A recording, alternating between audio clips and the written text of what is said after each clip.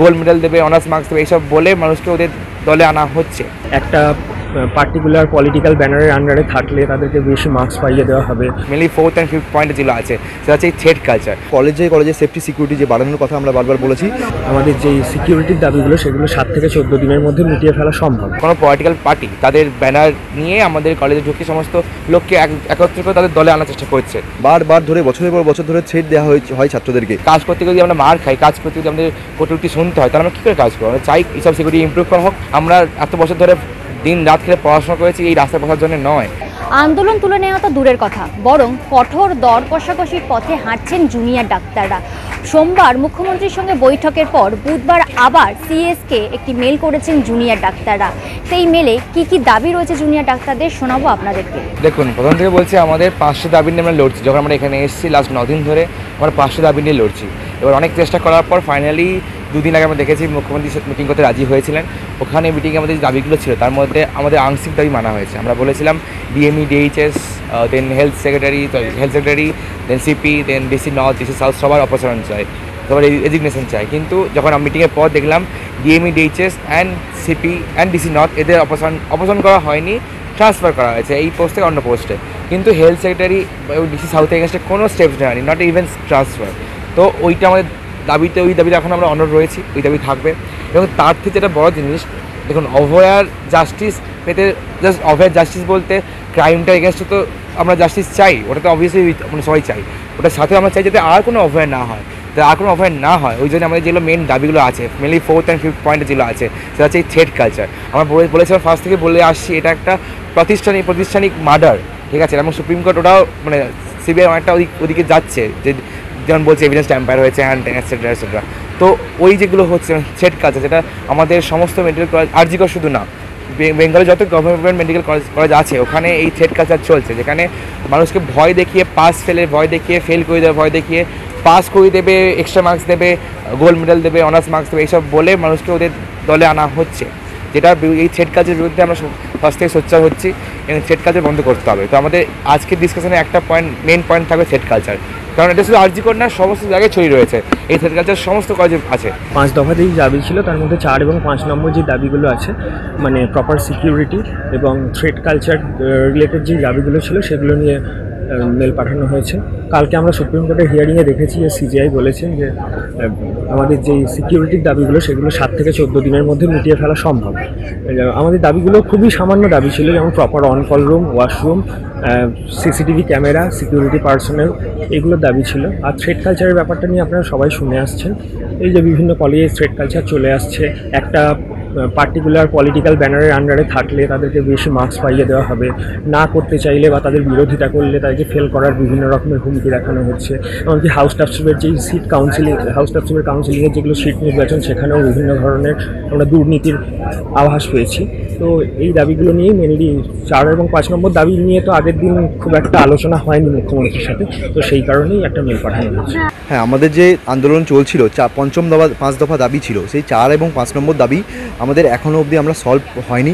সেই দাবিগুলো আমরা চাই অবিশ্বত্তর সরকারের পক্ষ থেকে একটু আলোচনায় আমাদের সাথে বসুক এবং বসে এটা সলভ করুক, তাহলে আমরা মানে পরবর্তী আন্দোলনের গতি প্রগতি ঠিক করতে পারি। এবং আন্দোলন এই মঞ্চ থেকে উঠে গিয়ে, অথবা আমাদের আমাদের যে স্বাস্থ্য ভবনের সামনে যে মঞ্চ আছে সেই মঞ্চ থেকে উঠে গিয়ে কলেজে যেমন আন্দোলন চলছিল ন্যায় বিচারের দাবিতে, সেই আন্দোলনটা চালিয়ে যেতে পারি। অথবা কাজে ফেরার যে আমরা তো ডাক্তার, আমাদের তো দিনের পর দিন আমরা এরকমভাবে কাজ ফেলে রাখতে পারি না, কাজে ফেরার ব্যাপারেও আলোচনা আমরা করতে পারি।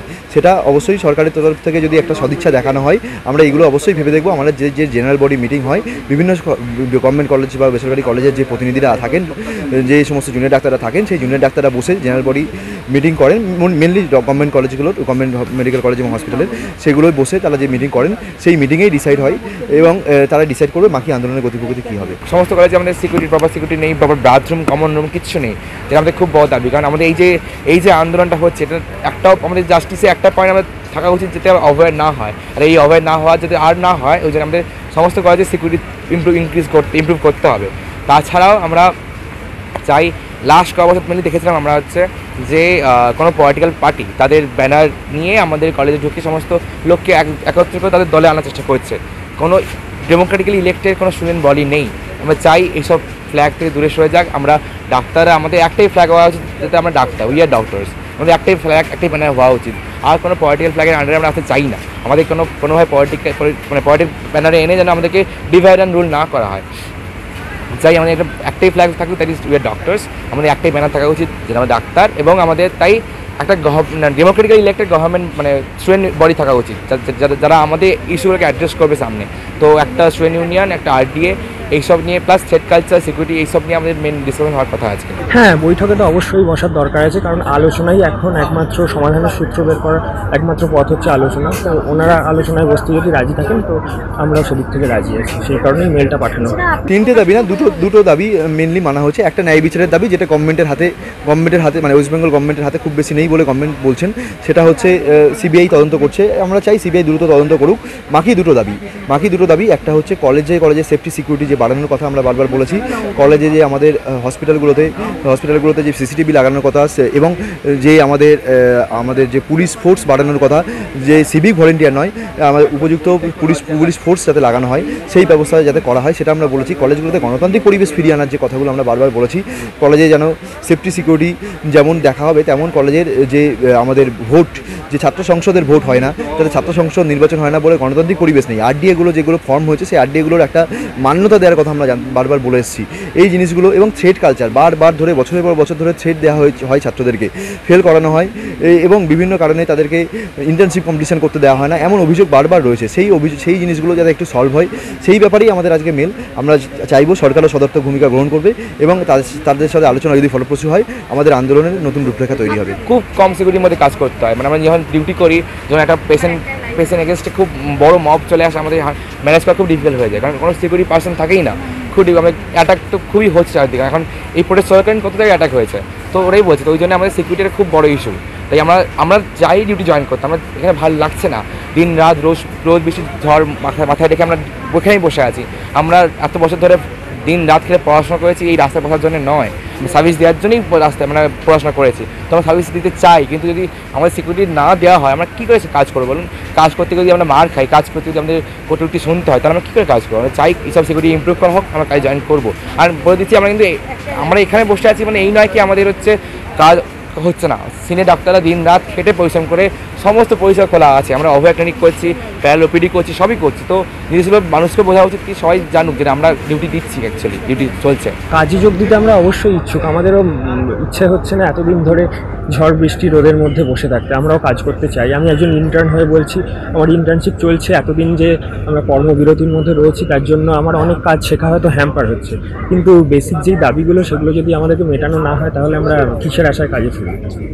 মানে ফিডব্যাক ইমেল আমি তো WBJDF এর অ্যাক্টিভ মেম্বারদের মধ্যে নেই, তো আমি এখনো জানি না, মনে হয় না এসেছে বলে। না, এখনও অবধি কোনো উত্তর আসেনি। আমরা তার অপেক্ষাতে আছি, এবং আমাদের জেনারেল বডি মিটিং শুরু হয়ে গেছে। সেই জেনারেল বডি মিটিংয়ে ডিসাইড করবে যে পরবর্তী আন্দোলন কর্মসূচি কী হবে না হবে। আপনারা শুনলেন জুনিয়র ডাক্তারদের দাবি, যতক্ষণ না পর্যন্ত তাদের যে বাকি দু দাবি রয়েছে তা মেনে নিচ্ছেন মুখ্যমন্ত্রী, ততক্ষণ তারা আন্দোলনে অনড় থাকবেন। এখন দেখার এটাই বিষয় যে এদের জুনিয়র ডাক্তারদের তরফ থেকে যে ইমেল করা হয়েছে, সেই ইমেলের ফিডব্যাক ইমেলে কি আসে, সেই দিকে নিশ্চয়ই আমাদের নজর থাকবে। আপনারা দেখতে থাকুন দ্য ওয়ার্ল্ড, কারণ খবর এখন এখানে।